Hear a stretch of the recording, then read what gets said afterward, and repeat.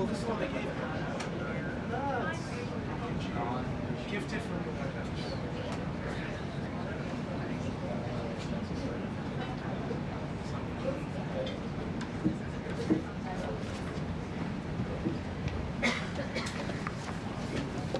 Good afternoon, everybody. Thank you for being here today. We are going to get to my remarks and Q&A as always, but I do have the FBI Director with me here, Kash Patel. You all know him well, and he's here to provide an update for you all with respect to China. As you know, President Trump had a very successful meeting on his trip to Asia with President Xi, where they discussed the need for China to crack down on fentanyl production and distribution, which ultimately makes its way here to the United States of America. And the FBI Director recently traveled to China following President Trump's meeting to meet with his counterpart in Beijing, and he has a really positive announcement for the American people to share. So the President wanted me to bring the FBI Director out to share that with all of you today. So Kash, please, thank you for being here. Thanks, Caroline. As Caroline mentioned, we have some tremendous news thanks to President Donald J. Trump once again for the American people. As soon as the President of the United States took office, he issued a mandate to rid America of the scourge that is fentanyl, a drug that has killed hundreds of thousands of Americans. Thanks to his leadership and direct engagements with China, we set up a framework to execute that mission 8 months ago. Attorney General Bondi immediately thereafter took steps to engage her counterpart in China at the Ministry of Public Security. Pursuant to their direct discussions, as the FBI Director designated to run counterpoint on this, along with the Secretary of State Rubio and Ambassador Perdue and the team here at the White House, we set forward a path to implement the policy needed to crush the plague of fentanyl. Deputy Attorney General Blanche and our teams have been hard at work ever since, ultimately culminating in my trip to Beijing last week. This was only possible due to President Trump's historic engagement with President Xi just a few short weeks ago that set the stage for today's announcement. At that meeting, the leaders reached an agreement. But just to put this in frame for the American people, a reminder here that nearly 100,000 people died of fentanyl overdoses just last year alone. Here, this year, under this president, the FBI has seized 1,900 kilograms of fentanyl so far. That is a 31% increase from the same time period last year. To put it in perspective, that's enough fentanyl to kill 127 million Americans. Fentanyl precursors are what makes up fentanyl. While we, the interagency, the Department of Justice, have been fighting hard to seize and stop drug traffickers, we must attack fentanyl precursors, the ingredients necessary to make this lethal drug. That was the sole purpose of my trip to China, to eliminate these precursors. And if successful, we would suffocate the drug trafficking organization's ability to manufacture fentanyl in places like Mexico. This was the first time an FBI director has been to China in over a decade and received the audience with his counterpart to address this matter directly. And again, thanks to President Trump's direct engagement with President Xi, the government of China committed fully to my engagement there on the ground in Beijing at a level never seen before. While at Ministry of Public Security headquarters, I met with my counterpart at MPS, where the Chinese government agreed on a plan to stop fentanyl precursors. What does that mean? The People's Republic of China has fully designated and listed all 13 precursors utilized to make fentanyl. Furthermore, they have agreed to control 7 chemical subsidiaries that are also utilized to produce this lethal drug. Effective immediately, essentially, President Trump has shut off the pipeline that creates fentanyl that kills tens of thousands of Americans. These substances are now banned, and they will no longer be utilized by the Mexican drug trafficking organizations or any other DTOs around the world to make this drug. This historic achievement has saved tens of thousands of lives.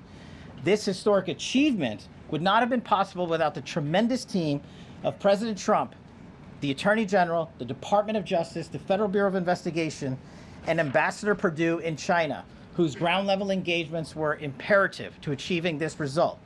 This is yet another example of how President Trump defends the American people, provides security for the American people, and puts the American people first.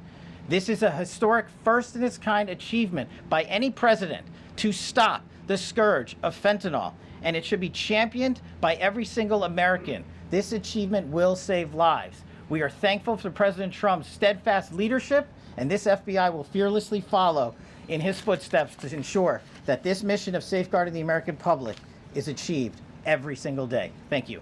Thanks, Caroline. Kash. Thank you so much. Appreciate it. Okay. Thank you again, Director Patel. Before we get going, I do have one quick scheduling announcement. Tomorrow, President Trump will be joined by the First Lady in the East Room for an executive order signing aimed at expanding opportunities for education, career development, housing, and other resources for young people transitioning from foster care to adulthood. This is part of the First Lady's Fostering the Future efforts, which are a Be Best initiative. In other news, the Democrats dragged on the government shutdown for 43 days, the longest shutdown in U.S. history.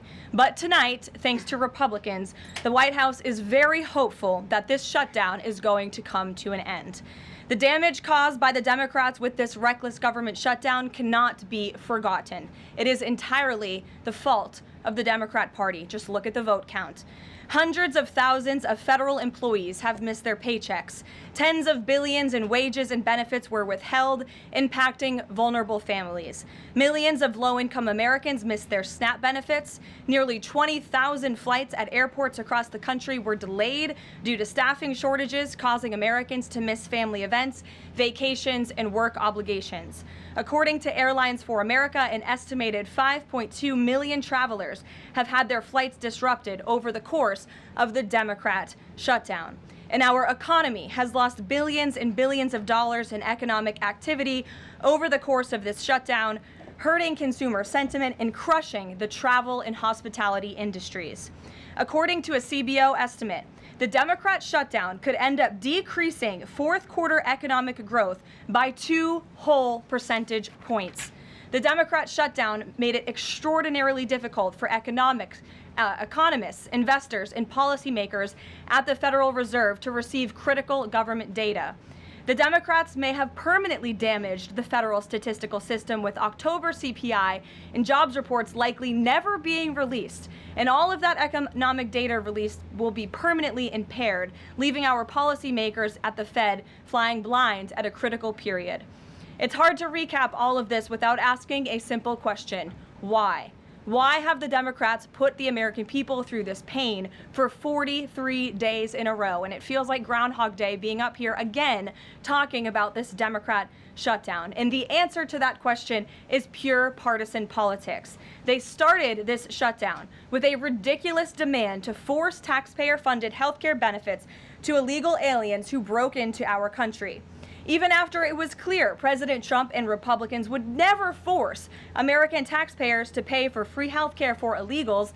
In fact, President Trump's One Big Beautiful Bill fixed that problem. The Democrats kept dragging this reckless government shutdown on for weeks longer to boost their turnout in an election, perhaps one may guess. That's because the Democrats are totally captured by their far left-wing base, who only care about attacking President Trump, even if it means hurting innocent Americans in our country. The Democrats' weakness and their unwillingness to buck the fringe members of their party dragged this harmful shutdown on for 7 weeks and inflicted massive pain onto the American public. But let's be clear. The clean CR being voted on today in the House of Representatives that will lead to the reopening of the federal government is what President Trump and Republicans have supported from day one. Our troops, air traffic controllers, and federal employees will be back to receiving their regular paychecks. Families in need will get back to receiving their food purchasing assistance, and the people's government will soon be back open for business. President Trump looks forward to finally ending this devastating Democrat shutdown with his signature, and we hope that signing will take place later tonight. On another matter, I want to address the affordability issue that's received a great deal of media attention this past week, which is ironic because it didn't receive that much attention when Joe Biden was here and inflation was at a record high 9%, the worst inflation crisis in modern American history. And President Trump won a landslide election in part to address the affordability issues created by Joe Biden and the Democrats. And that's exactly what President Trump has done since day one of his administration. Since the first day in office and every day since, the Trump administration has taken aggressive action to fix the Biden-created cost of living issues.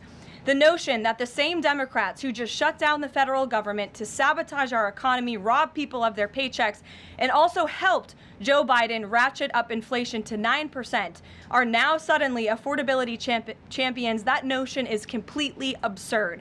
And it's something only the liberal media would have the gall to push. But the reality is that President Trump and his administration have done so much to lower prices and increase the economic prosperity of the American people. And this president and his team of amazing economic advisors are going to keep working on this issue every single day. In less than 10 short months, President Trump signed the largest middle-class tax cuts in American history, including no tax on tips, overtime, and Social Security, which will guarantee that next year Americans are going to put more money back into their pockets. The president has completely unleashed American energy dominance to help bring gasoline prices to the lowest in 5 years, and we expect them to continue to decrease. And it has also lowered energy costs overall. There is more work to do, but again, the president's deregulatory and pro-American energy agenda is absolutely going to continue to drive down prices. This formula worked in the president's first term, and we expect that it's going to work again. And this is key because we know energy costs are the #1 driver of inflation. Again, just look at what Joe Biden did to our energy industry over the past 4 years of his administration, and look at what happened to inflation as a result. Everything became more expensive. To lower prescription drug prices and healthcare costs, the president has been working around the clock on this issue. He is obsessed with negotiating these good deals on behalf of the American people to bring down pharmaceutical costs and drug costs for Americans, and he has done so on a number of fronts. You have seen him discuss that in the Oval Office several times. To fuel small businesses, lower their costs, and incentivize hiring, the Trump administration has already cut 30 unnecessary regulations for every new one on the books, which we know will save employers and small businesses across the country thousands of dollars in regulatory burdens. All of these pro-Trump policies are working, and they will continue to work. Wages are rising at the fastest pace of the start of a presidential administration in 60 years. The cost of the typical new mortgage is down by nearly $3,000 per year. There's much work to do, and this administration will continue to do it. But President Trump has already made great progress in cleaning up the economic disaster that was created by Joe Biden. With that, I will take your questions today, and in our new media seat, we have Bev Turner, who works for a new outlet, a UK outlet, but based here in Washington, D.C., GB News. Bev, thank you for being here today. Why don't you kick us off? Thank you, Caroline. So the clock is ticking on the Friday deadline by which the BBC must retract and apologise for their malicious edit of the president in the documentary shown last year. The recently resigned Director General of the BBC yesterday described the organisation as the very best of society and blamed the enemies of the BBC for this outcome. Also yesterday, a senior government minister launched a fierce defence of the channel in the House of Commons, saying that the broadcaster remains a light on the hill for people all over the world. So, does the President feel that the network is taking the situation seriously? Does he believe that they've shown sufficient regret? Does this strain the relationship between the President and the Prime Minister? And given that the organisation is publicly funded, is the President prepared to bankrupt the BBC in his pursuit of truth and justice? Well, thank you, Bev. There's a lot of questions in one there. I will say I know the president has a very good relationship with Prime Minister Starmer. You have been there, you've seen them in their interactions, you've questioned both leaders in your time joining us when we've gone to the United Kingdom a few different times now. However, he has always been very frank when he disagrees with leaders, even whom he has a good relationship with. And the BBC, being a fair news organization, is definitely an outlet I think these two leaders would disagree. The president has made it very clear that this is a leftist propaganda machine that is unfortunately subsidized by British taxpayers, and he thinks that's extremely unfortunate for the great people of the United Kingdom and Great Britain. And I think that the president was deeply concerned by the editing, the purposeful and dishonest editing of his speech that was so clearly fake news. And he rightfully dubbed that term many years ago, and this is a classic example of that. We see it in the United States all the time. We see it now in the United Kingdom. As you know, the president's external legal counsel has filed a lawsuit against the BBC. We expect that to continue, and whether they apologize or not is up to them. Thanks for being here, Bev. Ouija. Thank you, Caroline. Sure. I have your statement about the new Epstein emails that have been released by House Democrats. Separate from why you believe the emails were made public, can you address their substance? Did the president ever spend hours at Jeffrey Epstein's house with a victim? These emails prove absolutely nothing other than the fact that President Trump did nothing wrong. And what President Trump has always said is that he was from Palm Beach, and so was Jeffrey Epstein. Jeffrey Epstein was a member at Mar-a-Lago until President Trump kicked him out because Jeffrey Epstein was a pedophile and he was a creep. And this email you refer to with the name of a victim that was unredacted now and has since been reported on in this room, so I will go ahead and say it, Virginia Giuffre.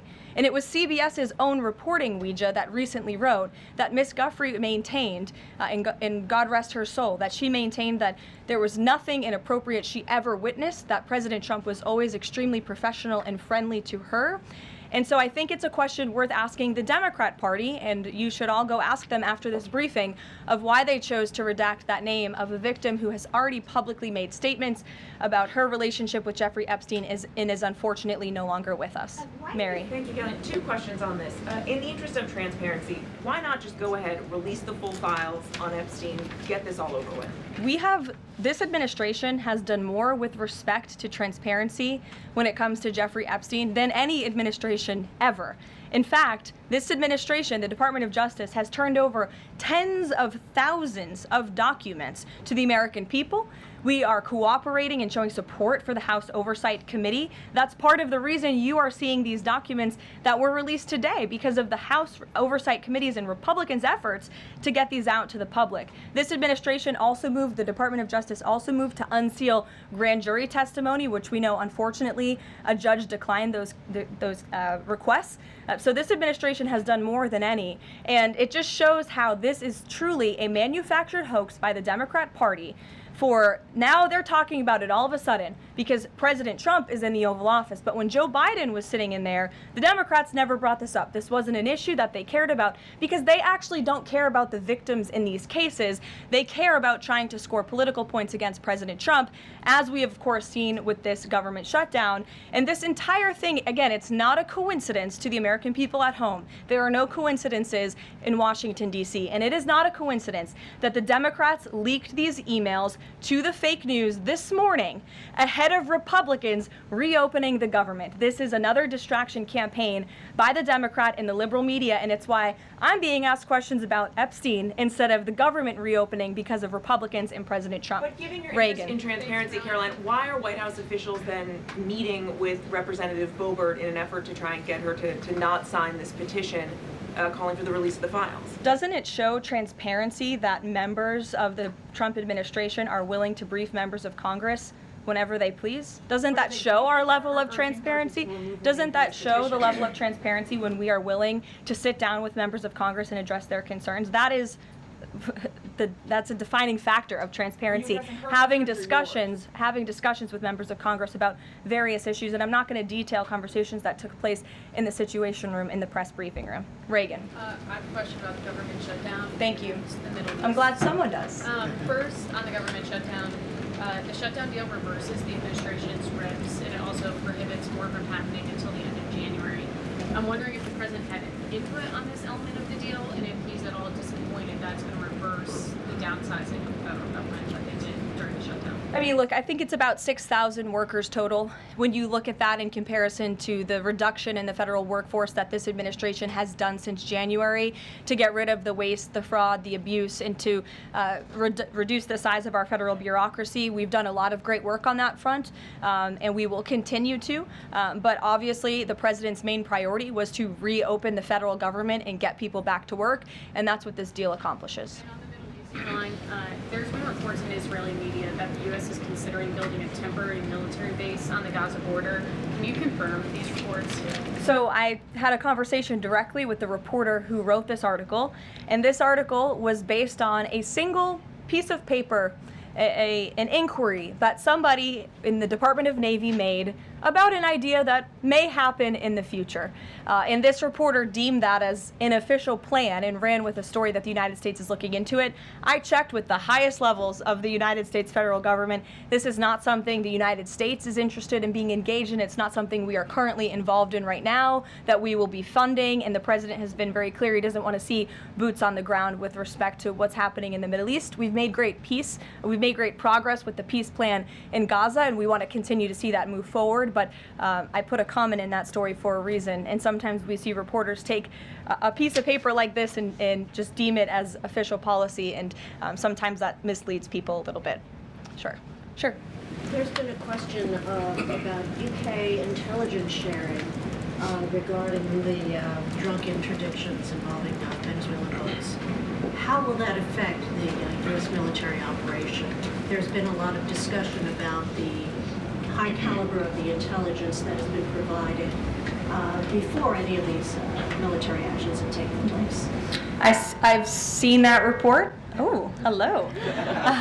I've seen that report. I'm familiar with the reporting, but we don't comment on intelligence matters, classified intelligence matters, as you know. As for the Trump administration's position on our narco-terrorist campaign in the Caribbean, it is going to continue, and the president has made it very clear he's not going to allow terrorists to bring illegal drugs that kill American citizens into our great country. Sure, John. I'll go to John and then Zolan. Go ahead. Thank you so much. Trump has talked about sending out $2,000 checks to U.S. citizens. Earlier this year, he also talked about sending a Doge dividend. That didn't materialize. Should U.S. Citizens expect the $2,000 proposal? Is the White House committed to making that happen? The White House is committed to making that happen, yes, and we are currently exploring all legal options to get that done. I don't have a timeline for you or any further details, but I can confirm for you that the president made it clear he wants to make it happen, and so his team of economic advisors are looking into it, and when we have an update, we'll provide one. Solon. You said at the top that one of the costs of the government shutdown was that people missed their SNAP benefits. Can you explain then why the administration went to court to fight the funding of food stamps and SNAP benefits? So recipients missed their SNAP benefits because the Democrats shut the government down, and they forced the administration to tap into a contingency fund that did not even fund the full entirety of this program. And so then you had an unhinged judge who was trying to dictate from the bench what the executive branch has to pay for and where that money has to come from. That is judicial overreach at its finest, and so that's why the administration pushed back on that. We can't have the judicial branch telling the executive branch that we need to rob the Children Nutrition Fund, which is what this judge was trying to do, to pay for SNAP benefits. That's completely inappropriate and it's unconstitutional, and we've been proven right with that legal argument. But now the good news is, again, thanks to Republicans and in several hours President Trump, the government is going to be reopened, and SNAP recipients are going to receive their full benefits, which is what President Trump has always wanted to do. Stephen. Why also did you need the judicial process for that? I mean, during this shutdown, didn't the administration have a responsibility to tap into any of those reserves to ensure that essentially poor people could rely on? We did tap into it. We did tap into the contingency fund. And then the judge told us, no, you have to get more money from a children's nutrition fund. And we felt that was judicial overreach. You shouldn't tell the president which fund he has to rob because the Democrats are holding the country hostage by shutting down the federal government. Stephen, go ahead. Well, if the president is considering a pardon for Ghislaine Maxwell? Again, he's answered this repeatedly. It's not something he's talking about or even thinking about at this moment in time. I can assure you of that. Stephen. Karoline, I've got two questions about New York for you. Sure. First, you always do. On brand for the New York Post. Mayor-elect Mamdani, he said that he plans to reach out to President Trump and that, quote, this is a relationship that will be critical. Does the White House have a response to this planned outreach? It's the first time I'm hearing of it. I'll let the president respond himself to that comment by Mr. Mamdani. My second question, Jack Schlossberg, the grandson of President Kennedy, announced today that he's running for Congress. He, in the recent past, has referred to his uncle, the HHS secretary, as, quote, a rabid dog, and he has said that the Trump administration is, quote, the most corrupt in American history. Does the White House have a comment on this sort of comment from a rising star in the Democratic Party?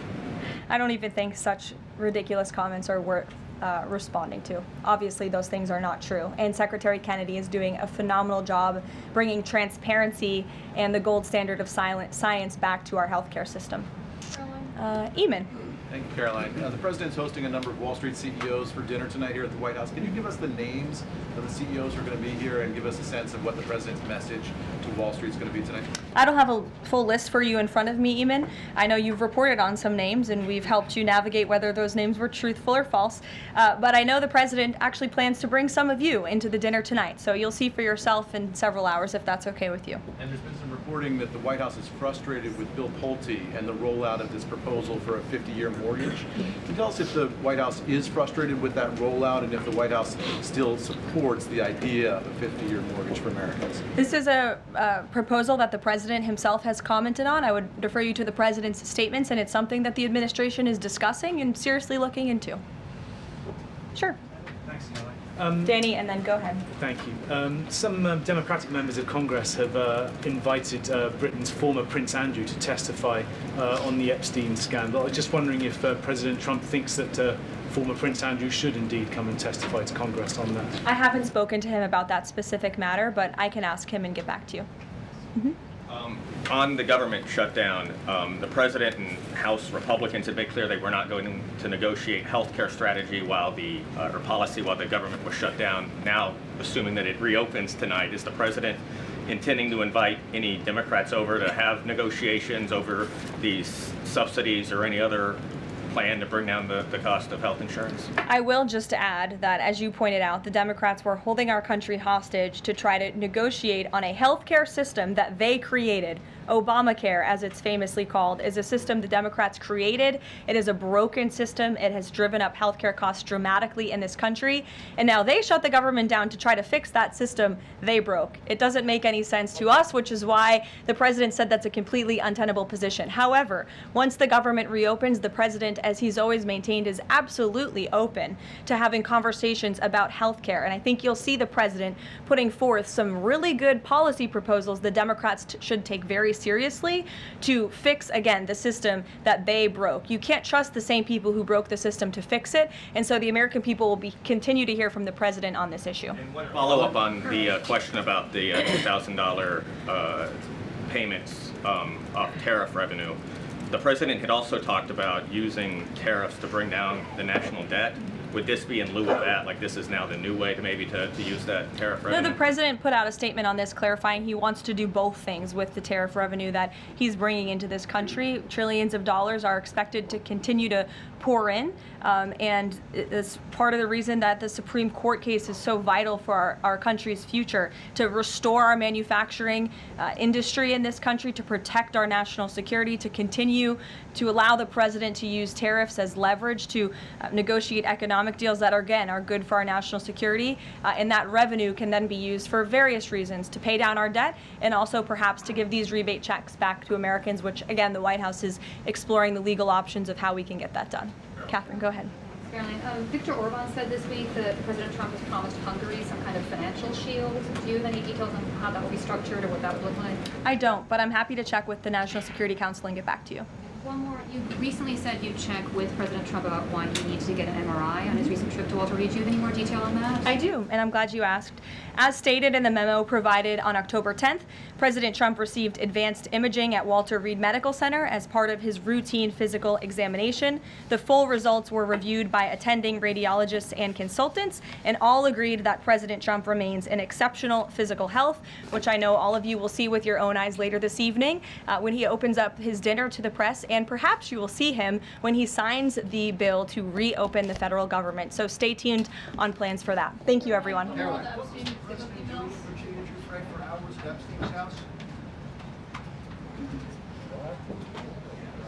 Pretty short.